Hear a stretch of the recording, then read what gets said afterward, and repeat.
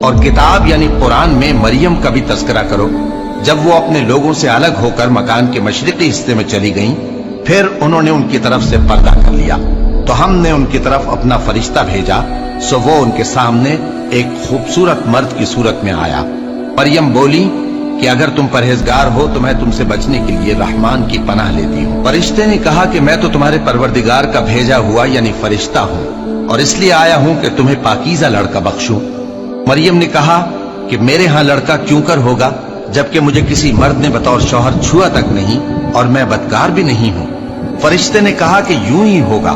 تمہارے پروردگار نے فرمایا کہ یہ مجھے آسان ہے اور میں اسے اسی طریق پر پیدا کروں گا تاکہ اس کو ہم لوگوں کے لیے اپنی طرف سے نشانی اور ذریعہ رحمت بنائیں،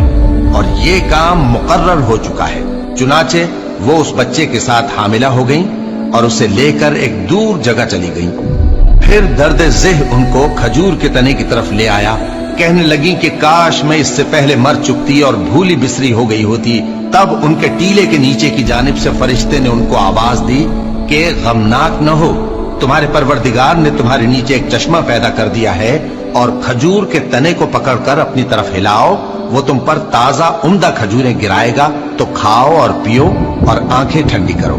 اگر تم کسی آدمی کو دیکھو تو کہنا کہ میں نے اللہ کے لیے روزے کی منت مانی، تو آج میں کسی آدمی سے ہرگز کلام نہیں کروں گی۔ پھر وہ اس بچے کو اٹھا کر اپنی برادری والوں کے پاس لے آئیں۔ وہ کہنے لگے کہ مریم یہ تو نے برا کام کیا، اے ہارون کی بہن، نہ تو تیرا باپ ہی برا آدمی تھا اور نہ تیری ماں ہی بدکار تھی۔ تو مریم نے اس بچے کی طرف اشارہ کیا۔ وہ بولے کہ ہم اس سے کہ گود کا بچہ ہے کیسے بات کریں؟ بچے نے کہا کہ میں اللہ کا بندہ ہوں، اس نے مجھے کتاب دی ہے اور نبی بنایا ہے، اور میں جہاں ہوں اور جس حال میں ہوں اس نے مجھے صاحب برکت بنایا ہے، اور جب تک زندہ ہوں مجھ کو نماز اور زکوٰۃ کا ارشاد فرمایا ہے، اور مجھے اپنی ماں کے ساتھ نیک سلوک کرنے والا بنایا ہے اور سرکش و بدبخت نہیں بنایا،